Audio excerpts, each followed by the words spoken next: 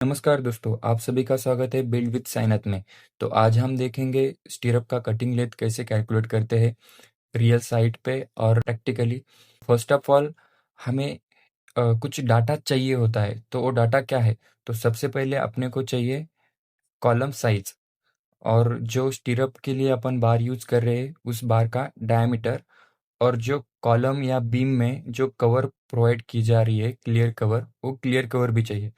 इन सब के बेसिस पे हम निकालेंगे स्टीरअप की कटिंग लेंथ। अब मान लो कि कॉलम का जो साइज है वो 230 mm बाय 300 mm है। इसकी हमें कटिंग लेंथ निकालनी है स्टीरअप की। तो हमें पता है कि जो कवर प्रोवाइड किए है वो है 40 mm। तो 40 mm इधर से भी होगी, और यहाँ से भी, और यहाँ से भी, और यहाँ से भी। तो हर तरफ से 40 mm होंगे। तो ये हमें बेसिक इन्फॉर्मेशन मिल गई। इसके पहले हमें कुछ डाटा जो रहता है वो हमें मालूम होना चाहिए। तो वो क्या है? जो बेंड डिडक्शन होता है स्टीरअप में, जैसे कि तो यहाँ पे बेंड है, यहाँ पे बेंड है, तो उस बेंड के लिए डिडक्शन कितना होता है? तो अगर बेंड अगर 45 डिग्री का रहा तो उसमें डायमीटर ऑफ बार जो भी यूज करेंगे, जैसे कि 8, 10, 12, जहाँ तक भी अपने को डायमीटर ऑफ बार जो भी यूज करना रहता है, वो यहाँ पे 45 डिग्री को, ये 45 डिग्री को डी है, 90 डिग्री को 2D, 135 डिग्री को 3D, एंड 180 डिग्री को 4D। जैसे वेरिएशन होता है वैसे ही वो चेंज होते रहता है। और एक इम्पॉर्टेंट बात समझेंगे अपन, कि जो हुक लेंथ रहता है, जो यहाँ से जो बार आया है, इसे हुक लेंथ कहते हैं। तो ये जो हुक लेंथ है ये 10D लेते हैं, 10 इंटू डायमीटर ऑफ बार। यहाँ पे जो लिखा है कि डी का मतलब है डायमीटर ऑफ बार। ये हो गया सब बेसिक। अब इस डाटा के आधारित हमें निकालना है स्टीरअप का कटिंग लेंथ। तो वो कैसे फाइंड आउट करें? बहुत ही सिंपल है, कोई टेंशन लेने की बात नहीं है, एकदम इजी वे में है। और कुछ कुछ लोग बहुत डिफिकल्ट बताते हैं, तो वो से कुछ जाने नहीं है। अपन सीधा डायरेक्ट मेथड पे आएंगे। तो बहुत बार एक मिस्टेक होती है, वो जो मेरे से भी हुई है। तो अपन ये 2 को ऐड करना भूल जाते हैं। अब ये 2 क्या है मैं बताता हूँ। अब ये 230 जो है, ये कॉलम का ये कॉलम की एक साइड है, और ये 300 दूसरी कॉलम की साइड है। ये 2 इंटू 40, जो यहाँ पे देखो, 2 इंटू 40 क्यों लिया? क्योंकि दोनों साइड कवर ऐड है, इसलिए 2 इंटू 40 का कवर है, तो इसलिए 40 ऐड किया। चलो यहाँ पे आते हैं। तो 230 माइनस 2 इंटू 40 इंटू 2। ये तो 2 बहुत इंपॉर्टेंट है, क्योंकि हमें दोनों साइड भी निकालना पड़ता है। तो ये तो इसके लिए हो गया, और ये इसके लिए, तो दोनों साइड के लिए जो बार के, इसीलिए अपन यहाँ पे 2 इंटू करते हैं।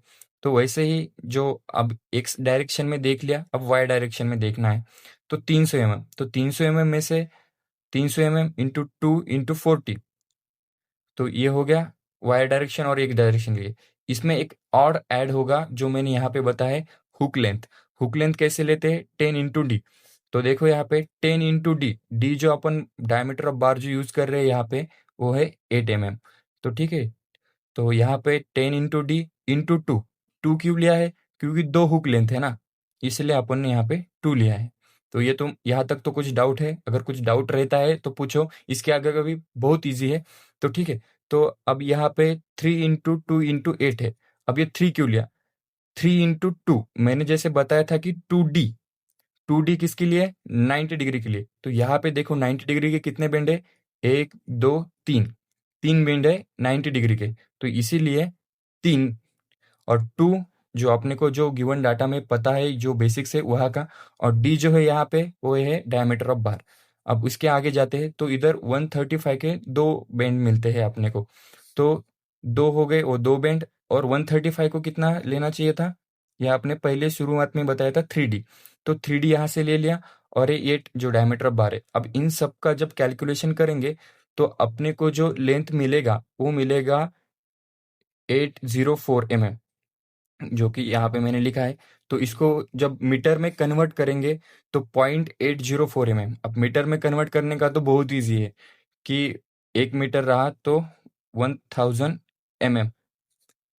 तो इसको 1000 mm से डिवाइड कर दो, तो अपने को मीटर में मिल जाएगा। और इन फीट में अगर अपने को किसी ने पूछा तो वो होता है 2.6378 फीट। अगर इंच में पूछा तो 31.6535 इंच। अगर आप अगर आपको यूनिट कन्वर्जेशन यूनिट कन्वर्जेशन अगर नहीं आता है तो आप मुझे वीडियो में कमेंट कर दीजिए। अगले वीडियो में हम यही बताएंगे कि एक फीट से मीटर में क्या है, एक मीटर से एमएम में क्या है, एक इंच तो हाउ मेनी एमएम, एक एमएम हाउ मेनी इंच। ये सब कुछ भी उल्टा सवाल अगर पूछने का रहा तो जैसे कि जो काम होते हैं ना, तो आर्किटेक्चरल ड्राइंग मेनली फीट में दिए जाते हैं और जो स्ट्रक्चरल ड्राइंग रहते हैं वो एमएम में रहते हैं। और अपन जब रियल साइट पे एग्जीक्यूट करने जाते हैं तो वहाँ पे जो लेबर लोग रहते हैं उनको तो फीट में ही पता रहता है। बहुत कम लोग रहते हैं जिनको एमएम में पता रहता है। तो उनके लिए भी यूनिट कन्वर्जेशन आना बहुत ज़रूरी है एक फ्रेशर के लिए। जो ये कुछ भी है हमारा, तो ये हो गया है स्टीरअप का कटिंग लेंथ कैलकुलेशन। अगर इसमें कुछ डाउट हो तो आप कमेंट सेक्शन में ज़रूर बताना, और आगे वाले वीडियो में आप जो भी चाहते हैं उसी टॉपिक पे हम वीडियो बनाएंगे। तो आप भी, तो अगर आपको वीडियो अच्छा लगा होगा तो लाइक कर दीजिए और आगे ऐसा ही सपोर्ट रखिए।